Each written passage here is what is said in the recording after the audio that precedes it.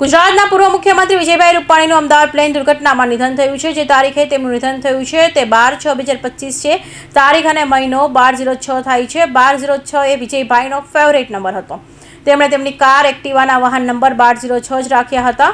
યોગાનું યુગ જુઓ કે 12/06 તારીખે જ વિમાનમાં બેઠાને પ્લેન ક્રેશમાં તેમનું નિધન થયું છે। બીજા યુગાનું યુગ એ છે કે વિજયભાઈની જન્મ તારીખ 2 ઓગસ્ટ હતી। તેમનો સીટ નંબર પણ 2 જ હતો।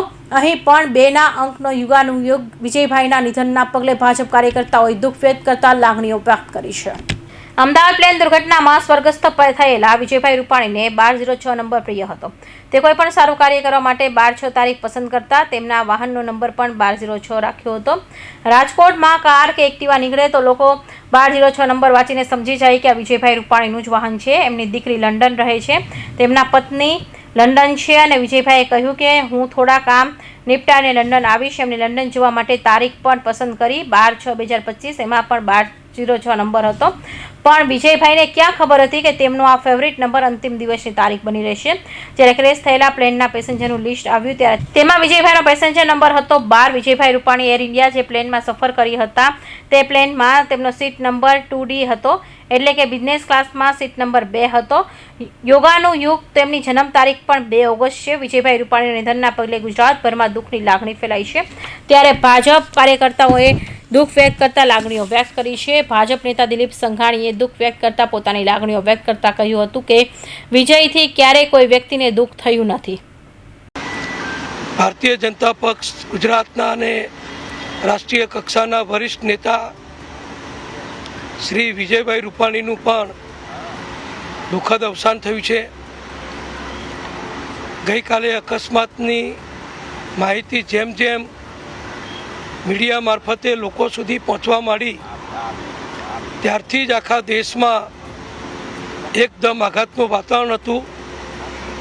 બધા ગુજરાતીઓ સ્તબ્ધ હતા અને એમાં પણ જ્યારે આ સમાચાર ફ્લેશ થયા કે ગુજરાતના પૂર્વ મુખ્યમંત્રી શ્રી વિજયભાઈ રૂપાણી પણ આ પ્લેનમાં મુસાફરી કરતા હતા, લંડન જઈ રહ્યા હતા અને એમનું પણ કદાચ આ અકસ્માતમાં દુઃખદ અવસાન થયું હશે, કારણ કે આ પહેલાં 10 મિનિટના સમાચાર છે અને સમાચારોથી આખા ગુજરાતમાં એકદમ દુઃખની લાગણી, આઘાતની લાગણી કરોડો ગુજરાતીઓને લાગી।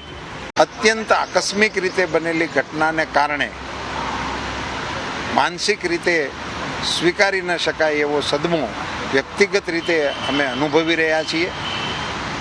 એમના પરિવારજનોને પરમ કૃપાળુ પરમાત્મા આ કપરું દુઃખ સહન કરવાની ધીરજ અને બળ આપે। વિજયભાઈની સાથે અન્ય સૌ સહયાત્રીઓ જે આમાં ભોગ બન્યા છે એ તમામને માટે અંતરના ઊંડાણથી દિલસોજી અને એ આપણે રાજકોટના ધારાસભ્ય હોવાથી રાજકોટ પ્રત્યે પહેલેથી જ એમને લાગણી હતી અને રાજકોટની જે સંસ્થાઓએ કે કોર્પોરેશને કે સરકાર તરફથી આપવા યોગ્ય મદદો એમને રાજકોટને આપી। રાજકોટને એમને ઘણું આપ્યું છે, ગુજરાતને પણ ઘણું આપ્યું છે અને ખરેખર અદ્વિતીય કાર્યશૈલીને પદ્ધતિના કારણે વિજયભાઈએ પોતાનું રાજકીય યશસ્વી કારકિર્દી પ્રાપ્ત કરી છે।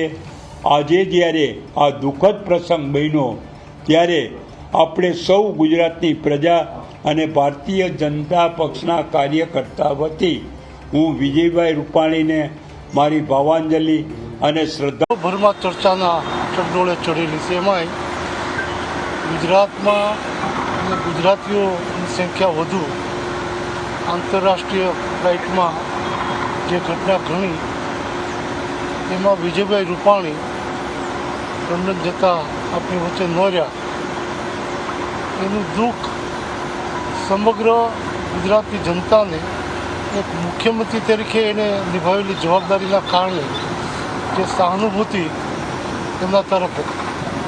વ્યક્તિગત જોઉં તો અમે વિદ્યાર્થી પરિષદમાં સાથે કામ કરતા, કટોકટી દરમિયાન ઇમરજન્સીમાં જેલમાં પણ સાથે રહ્યા 1980માં ભાજપની સ્થાપના થઈ ત્યારે પહેલી ટીમમાં યુવા મોરચાની અને એ ટીમમાં પણ સાથે કામ કર્યું. સંગઠનથી માંડીને સરકાર સુધી એની સાથે જે કામ કર્યું. આઝાદ શત્રુ ક્યારેય પોતાના મુખથી કોઈને દુઃખ લાગે એવું વર્તન વ્યવહાર ન કરનાર આજે આપણી વચ્ચે ન રહ્યા. એ ગુજરાતના જાહેર જીવનને ખૂબ મોટી ખોટ પડી છે.